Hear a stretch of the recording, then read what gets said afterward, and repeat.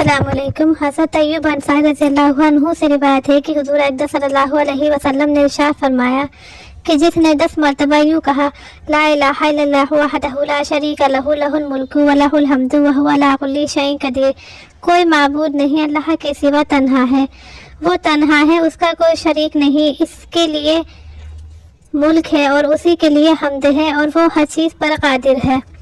तो इसको ऐसे 4 गुलाम आज़ाद करने का सवाब मिलेगा जो हज़रत इस्माइल अलैहिस्सलाम की औलाद से हों। जब मुसलमान शरीक जिहाद करते थे तो उनके पास लोंडी गुलाम भी होते थे। अमीरुल मोमिनीन जिहाद में शरीक होने वाले मुसलमानों पर उन काफिर कैदियों को बांट देते थे जिनको कैद कर लिया जाता था। ये जिहाद करने वालों की मिल्कियत हो जाते थे। फिर उनमें से बहुत से इस्लामी अखलाक एमाल से मुतासिर होकर इस्लाम कबूल कर लेते थे। गुलाम आज़ाद करने की बड़ी फजीलत हदीस शरीफ में वारिद हुई है। एक हदीस में इरशाद है कि जब किसी ने कोई मुसलमान गुलाम आज़ाद कर दिया, अल्लाह ताला उसके हर उज़ू के एवज़ आज़ाद करने वाले के एज़ा को दोज़ख से आज़ाद फरमा देंगे।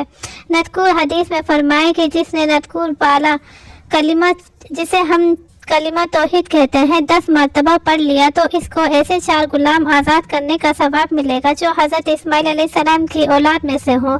मुतल्लिक़ गुलाम आज़ाद करने का भी बड़ा सवाब है, लेकिन खुसूसियत के साथ हज़रत इस्माइल अलैहिस्सलाम की औलाद में से कोई किस्मत का मारा कुफ्र की सज़ा में गुलाम बना लिया जाए और वो किसी की मिल्कियत में आ जाए तो सिर्फ नसीबी की वजह से उसके आज़ाद करने का सवाब और ज़्यादा बढ़ जाता है। इस कलिमे को 10 मरतबा पढ़ना चाहें तो 2-3 मिनट में पढ़ सकते हैं। ज़रा सी देर के इस अमल पर इतना बड़ा सवाब इनायत फरमाना अल्लाह जल्ला शानु का कितना बड़ा एहसान है। हज़रत उबैदा बिन सामित रज़ियल्लाहु अन्हु से रिवायत है कि हुज़ूर अक़दस सल्लल्लाहु अलैहि वसल्लम ने इरशाद फरमाया, जो शख्स रात को किसी वक्त इस हालत में बेदार हो कि उसके मुँह से जिक्र के अल्फाज निकल रहे हों और उसने ला इलाहा इल्लल्लाहु वहदहु ला शरीका लहु लहुल मुल्कु व लहुल हम्दु व हुवा अला कुल्लि शैइन क़दीर, अल्हम्दुलिल्लाह, सुब्हानल्लाह, ला इलाहा इल्लल्लाह, वल्लाहु अकबर, वला हौला वला कुव्वता इल्ला बिल्लाहिल अलील अज़ीम कहा। फिर रब्बि इग़फ़िरली कहा या फरमाए कि दुआ की तो इसकी दुआ कबूल हो गई। फिर अगर वज़ू किया और नमाज तहज्जुद पढ़ ली तो इसकी नमाज तौबा कबूल कर ली जाएगी। हज़रत अब्दुल्लाह बिन उमर ने बयान फरमाया कि मैंने रसूल अकरम सल्लल्लाहु अलैहि वसल्लम से सुना है कि जो शख्स ला इलाहा इल्लल्लाहु वहदहु ला शरीका लहु लहुल मुल्कु व लहुल हम्दु व हुवा अला कुल्लि शैइन क़दीर कहे, जिससे उसका मकसूद सिर्फ अल्लाह की रज़ा हो, तो अल्लाह ताला इसको जन्नतुल इनाम में दाखिल फरमाएंगे।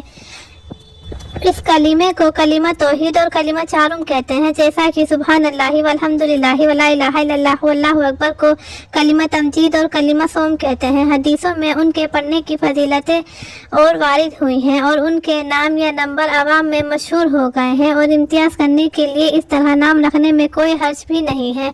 कलीमा तौहीद को बहुत से मौके में पढ़ने की तरगीब दी गई है। हुज़ूर अक़दस ने हज के मौके पर जब सफ़ा मरवा की सही फरमाई तो सफ़ा पर इस कलिमे को पढ़ा और इन लफ्ज़ों का इजाफा फरमाया, ला इलाहा इल्लल्लाहु वहदहु अनजना वहदहु व नसरना अब्दहु व हज़मल अहज़ाब वहदहु। फिर सफ़ा से चलकर जब मरवा पर पहुँचे तो वहाँ भी वही अमल किया जो सफ़ा पर किया था।